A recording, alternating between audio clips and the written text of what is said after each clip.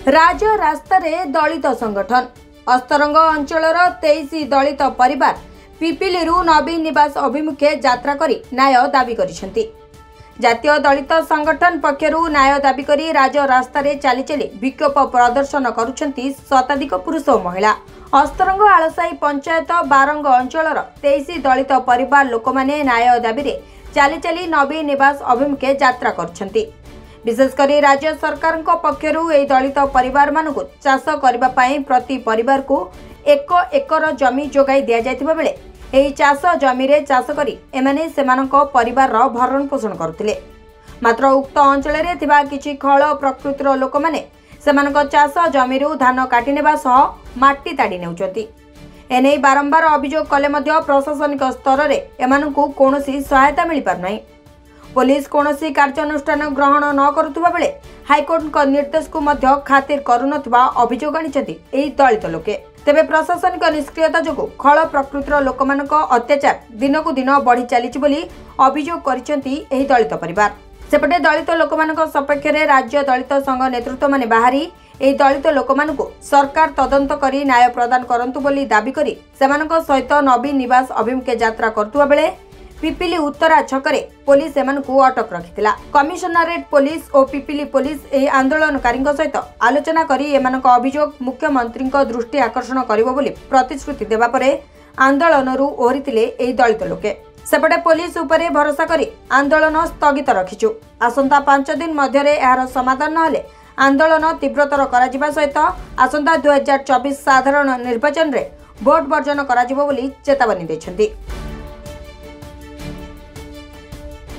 पदयात्रा कर जाऊलु समस्त आपण मान अवगति अच्छी मंत्री तुषारकांत बेहेरा निर्देश हस्तरंग तहसिलदार निर्देश हस्तरंग थाना अधिकारी घंट घोड़ाई जो अपराधी मैंने गरीब निरीह लोक 40 लाख टंकार माटी चोरी कर गोटे दाबी आमर अच्छी से 40 लाख टंका राजकोष को जाऊ रिकवरी कर हाईकोर्ट माननीय हाईकोर्ट को सम्मान दे आईआईसी 3 केस रेजिस्टर करूँ एवं गरीब लोक जो फसल काटी नहीं काटी फेरांतु जमी छाड़ू जो काटी बंद करूँ।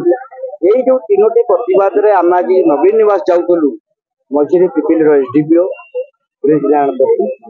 एवं आईआईसी आमर दीपक मिंडा सर आमर जो एसपी अच्छा तापस चंद्र प्रधान से प्रतिश्रुति देते सरकार तरफ आसी 5 दिन भर समस्त दाबी फुलफिल जदि न हुए आज से कहते खरार भकई गल साहसी गल से जाना ये जो दलित लोक एम जन्म खरारे कर्म खरारे खाइबा खरारे पीवा खरारे सब खरारे सही सही पूरा अच्छा ठीक है ये जीवे किंतु जदि कथा सत हुए या पुणी नवीन निवास को आम जीवु 5 दिन भर दाबी पूर्ण ना नवीन निवास जीवु सेमानकर जहाँ दाबी पत्र थिला सेमाने गोटे लेखिकरी देइछन्ती माननीय मुख्यमंत्री उद्देश्य जहाँ आम ग्रहण करूँ एवं माननीय मुख्यमंत्री कार्यालय को पठाଯିव जहाँ दाबी पत्र थिला लोकल एसडीपीओ पिपिली सहित आम कथबार्ता करूँ इमिडिएटली दाबी पूरण हम और जहाँ दाबी अच्छे तार तदंत कराए पूरण हम।